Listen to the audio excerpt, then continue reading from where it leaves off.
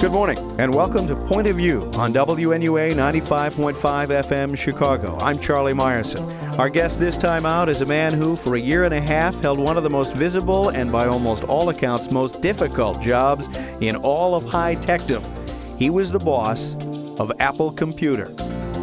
Every company I'd ever been had a disciplined organization. If the CEO came in and said, okay, guys, we're going to go do that, there was this cloud of smoke and a lot of activity, and off they went in that direction. In Apple, of course, what I got was almost like children going off and doing something totally different. It's Dr. Gil Amelio, the chief of Apple Computer, from February 1996 to July 97, when Apple's founder, Steve Jobs, returned to power. Dr. Amelio has written a book about that time, On the Firing Line, My 500 Days at Apple. Welcome to Point of View. Welcome to Chicago. Thank you, Charlie. Happy to be here. What do you see as the landmarks in the company's activity during the time that you were in charge of Apple? I like to think in terms of time passengers as this year of chaos, out of which we came into a sort of a storm, and out of which we came into a calmer area. Still pretty exciting, but calmer. And in a bizarre sort of way, the last 6 months were my best 6 months. 96 was characterized by four or five crises that I had to deal with, that's the tapestry, if you will, of that year. The first one, when I walked in the door, was we were running out of money. Spindler, in his effort to expand the market, it's Michael Spindler, your predecessor, for the Mac, had built a lot of low-end machines, called at that time called the Performa, and we had $2 billion of Performas in the factory, and nobody buying them. And as the computer industry evolves, computers are outdated almost as soon as Dave Barry has said they should have a trash can at the checkout counter. You just throw them out as you leave because they're outdated quickly. So if they're sitting in a warehouse, then they're not going anywhere. Definitely not like wine. They do not age well. You want to you want to get them out the door. So we had this huge inventory, and since the cash the company had been used to build this inventory, we had no money. So unless we could get those machines sold and free up some of that cash, we were going to be in deep trouble. And since they weren't selling, and there was no guarantee that they would sell, I had to find some other recourse. Anyhow, without getting into all of the details. Well, where'd those computers go? I think that's something people want to know. We cut the price dramatically. We gave some away to schools, and we sold the rest. In fact, we sold more than I thought we did. What it proved, I think, was that the market was highly elastic, more elastic than we'd imagined. We thought, at least prior to my time of being there, they thought that you could price the machine higher or lower, it wouldn't matter, and higher gave you better profits, so the market wasn't terribly elastic. But it turned out that it was fairly elastic, that as we lowered the price of these machines, they really went out the door pretty quickly. As the entire industry is finding out this year. Well, and that was sort of a prelude to the so-called cheap PC, the sub-$1,000 PC that you're seeing have such an impact on the market today. So my first crisis was this cash thing. Got that wrestle to the ground. We did kind of exciting story I tell in the book about how we raised $660 million literally overnight. From the time most people go to bed till the time they get up, we raised the money, and it makes for a fascinating story of in the history of financial transactions. So what we did is I hired Goldman Sachs. They have this tremendous sales force. They stimulated a lot of people to get onto a conference call on which I got on with my CFO, Fred Anderson. The two of us gave a half-hour presentation. We answered questions for another half hour, and then the Goldman Sachs salesman went to work. And the idea was from the time the markets closed on one day till the time they opened the next morning, we were going to raise this money. And our original target was $575 million. We actually raised $660. It's totally amazing. First time that had ever been done. Our guest on Point of View on WNUA 95.5 is Dr. Gil Amelio, former Apple Computer CEO. His book is On the Firing Line, My 500 Days at Apple. Well, let's again walk through the rest of that year with our listeners. I'll be quickly recap this. And the next crisis was a quality crisis. Again, in the effort to ramp up volume, the quality had suffered. And it got so bad that we had to shut down the PowerBook line for 4 months. Laptop fires. Which was the laptop, right? You had exploding PowerBooks and things like that. I had to get that all cleaned up. That was the next crisis. Then I discovered that the new generation operating system, which was codenamed Copeland, was on a path to a dead-end street. It was not going to work. It was never going to work. I had 500 people working on this project, and it was clearly terminally flawed. I had to kill that project, and of course, the instant you do that, people say, okay, what are you going to do for an operating system? And that's the next crisis I dealt with. I think somewhat successfully, although some people argue with that, in the sense that we now redefined a new Mac OS 8 operating system, which was born out of that termination of Copeland, and said we would introduce it on July 22nd of 1997, which was a year into the future at that time. It was, in fact, introduced exactly on that day.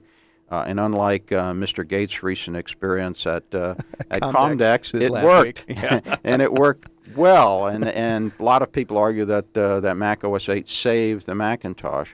So that was a crisis I dealt with. And then I wanted to get a generation beyond Mac OS 8 going, and that's when I started to shop around for a new generation of technology. And I looked at B, I looked at Next, which was Steve Jobs' company he had founded after he left Apple. I looked at Sun Microsystems. I looked at Microsoft.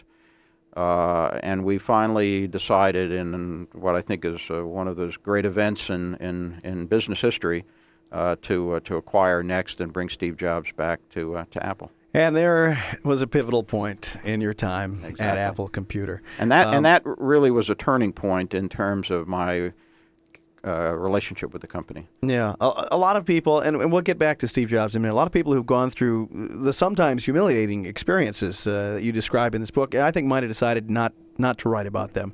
Let's bury it. I'm going to get on with my life. How did you make the decision not only to relive that time, but in essence to parade it before the public in this book? I thought it was a story that needed to be told. All the CEOs will write books about how they were successful at doing something. I've even written one of those myself about my work at National Semiconductor. What occurred to me hadn't been written is something that put the reader in your head as you went through a tumultuous period in the history of a company, and tried to communicate to that reader what it must have felt like. Because most of us are not going to be CEOs, and most of us are not going to be CEO of Apple Computer for sure. This was a way of sort of vicariously living through my eyes and my taking the steps that I took. And I thought that was a real contribution for people to see that it doesn't always go well, and there are very human reasons for understanding why it doesn't go well. And of course, that was the other reason for the book, was to try to explore in a little more depth of why did things just not work out for Apple. And then finally, there was a lot of meetings that took place during that period of time that were reported on the press. And the press does as good a job as I think is reasonably possible. However, they're usually not behind the closed doors listening to the actual events as they actually take place. What they're getting is second and third hand reports. I was there at most of the pivotal events that took place in that period of time, events involving Steve Jobs, events involving Bill Gates, and so forth. And I wanted to give sort of straight from the horse's mouth version of what really happened in those things. So those are some of the reasons I wrote this book. Maybe as a last point, I would say that it had some kind of a cathartic effect, because while it was painful to relive those things, and I will tell you it was, it sort of liberated me to now get on with the next phase of my life. This book, and I should mention our guest is former Apple Computer CEO Gil Amelio. His book is on the firing line. This book is, in many ways, as much about Steve Jobs, the Apple Computer founder who came back, who brought you back into the company, and then who ultimately replaced you, as it is about you, it seems to me, having read it. You can't understand Apple unless you understand Steve Jobs. Well, and does anyone understand Steve Jobs?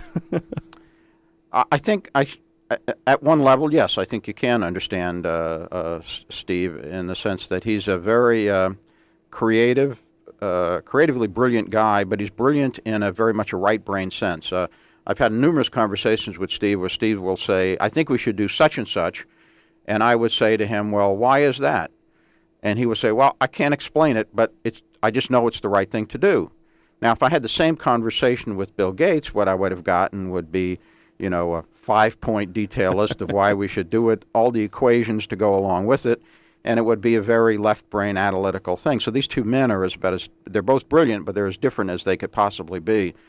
And so Steve had this very intuitive thing about it. He was also a natural-born maverick, defiant of authority. I think the story about when he launched the Macintosh program, he went into a separate building. He hoisted a pirate's flag out front. He openly defied the authority at that time, which, of course, led to his breakup with John Scully.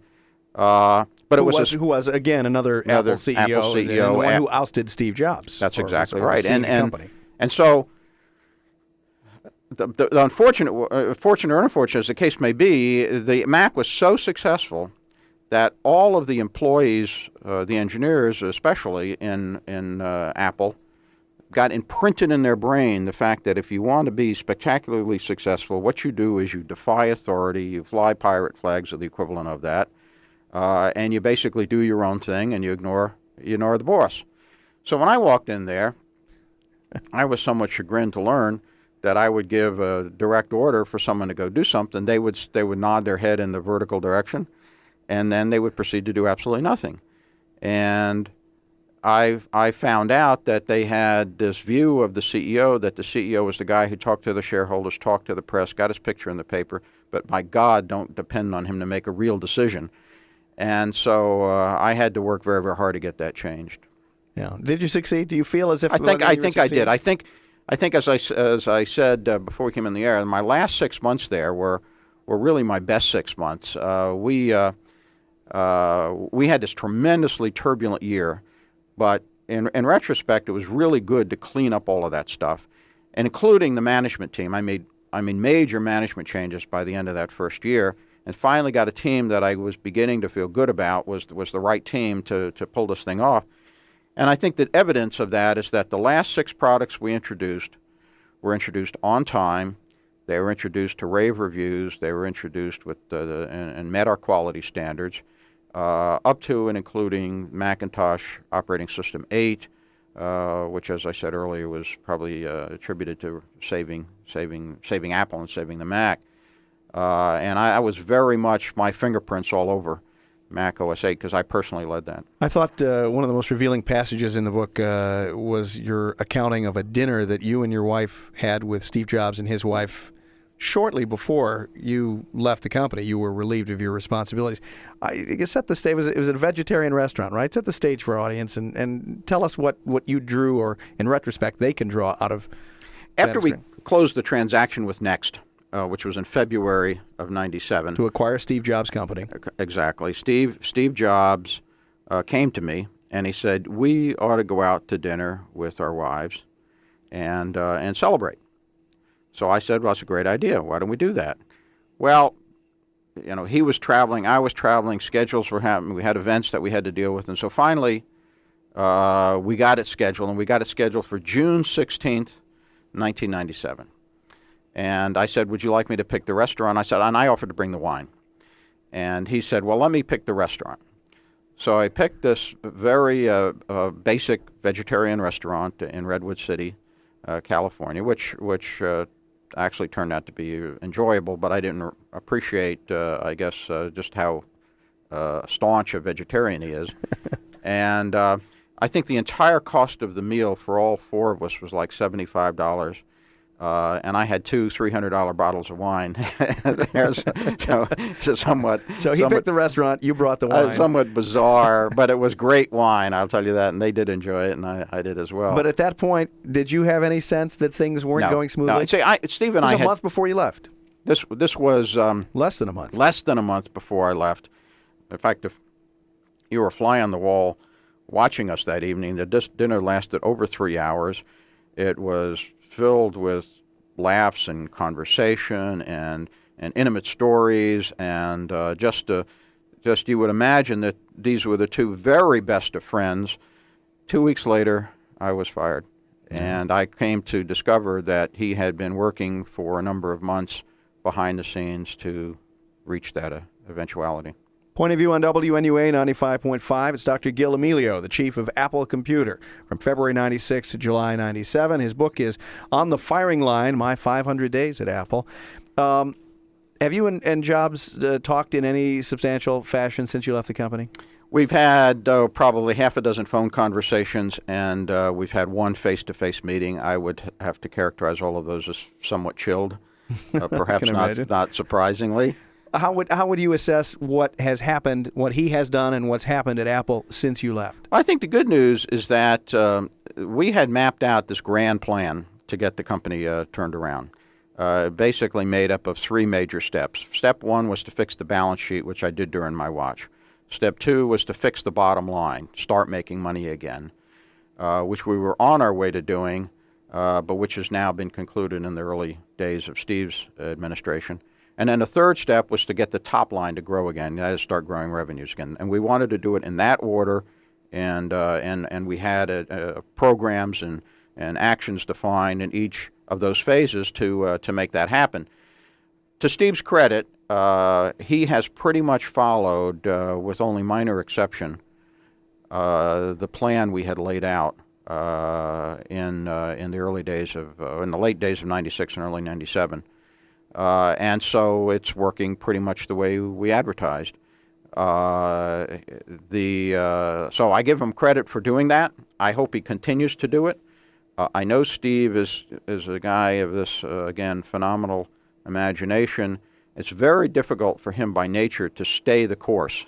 He wants to go try new things. It's like sending a child down the path to school with all these beautiful green fields and daisies, and it's really so much more fun to go play over in the daisies than to go to school. But I've tried to, but so long as he has the discipline to stay on the course, I think the company will gradually return to health. What do you say to people, individuals and companies out there that are using or considering using the Macintosh Apple computer platform? What do you advise them? I'd say go buy it. Don't worry about it. I mean, Apple will always be around. I have no concern that it's not going to be around. The issue to me is not whether it's going to survive or not, but whether it's going to be really important in the larger scheme of the computer industry. For sure, and the worst case would be it will find a little niche made up of a collection of people like myself who love the Mac and will support it at all costs. Schools, hopefully, which will continue to use it. The creative artists community, where the machine is very, very strong. Some of the scientific community, where the machine is also very popular and very strong. And that is enough of a marketplace that can sustain a pretty good-sized company for indefinitely into the future. But that's not a terribly exciting outcome, because now you're no longer controlling the destiny of the industry, which is what the whole game's about. The grand plan that I had was to do the latter. And what I wanted to do was to attack the very thing that made it possible for Microsoft to have a monopoly. And that was the fact that the way personal computer architecture has worked is you have hardware, you have an operating system, and you have applications, and those things are all rigidly locked together. If you change one, you have to change them all. And what I wanted to do was break up that paradigm. I wanted to come out with an operating system that could run on any hardware and applications that could run on any operating system. Now, if you can open up the industry like that and really create such technology, it changes the whole playing field. It's a level field. Exactly. Now, your concern about buying a Mac goes away, because you say, hey, I can put any OS on it I want, and I can put, more importantly, I can run any application I want, because I'm probably going to buy a Mac because I like the OS, but gee whiz, I want to be able to run some of those applications. With my model, you were able to do it. I had the engineers working on that for the better part of a year. It was one of the first things I chartered the R&D folks to work on when I got there, and they had it figured out. And it turned out that the Next operating system that we acquired with the acquisition of Next was a key step in putting that together. And when we were evaluating operating systems, that was one of the metrics we were looking for, was would we take this into that direction? So the whole idea was then to fundamentally change the game. And I do not know, but I hope Apple is still following that strategy, because that's the only way they're going to have a big win. What have you learned that can benefit leaders of other companies, big and small? Well, I think the most important thing that I learned was that some companies just have to be managed differently. I went in with a tried and true mental plan of how I was going to fix Apple. I had done it 4 times before, all successful, but Apple was different. The Apple culture was different than anywhere I'd ever been.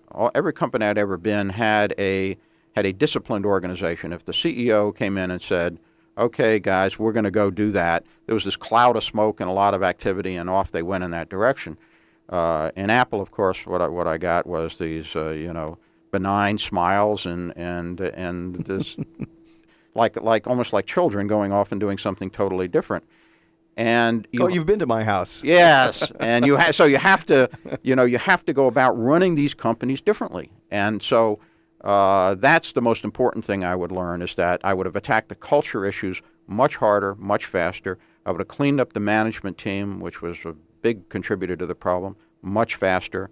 I would have refrained from making any predictions about when the bottom line would get fixed. But everything else, I think I did pretty much right. And bring our listeners up to speed on what you're doing now. I am a member. Besides promoting the book. In my spare time, I am a member of this company called the Parkside Group. It's made up of 2 other ex-CEOs and myself, and we do strategic equity investment. And we invest in people who not only need money, but who could benefit from the wisdom that us 3 gray hair around the temples guys can bring to them. And so we look for situations that perhaps are undervalued, where we can buy an equity position at a good price, and that we can contribute to the increase of its value based on our experience. And frankly, we're getting a very warm welcome to this concept, and lots of people want to talk to us. Thanks for spending time with us. Our Thanks, guest Charlie. on Point of View on WNUA 95.5 has been the former boss of Apple Computer, Gil Amelio. His book is On the Firing Line, My 500 Days at Apple, published by Harper Business. I'm Charlie Meyerson. Thanks for tuning in. The views expressed on Point of View are those of the participants and not necessarily those of WNUA 95.5 or Chancellor Media Corporation. You can write to us at 444 North Michigan, Chicago 60611, or send your email to wnuanews@aol.com. Point of View is an exclusive presentation of the news department of WNUA 95.5 Chicago.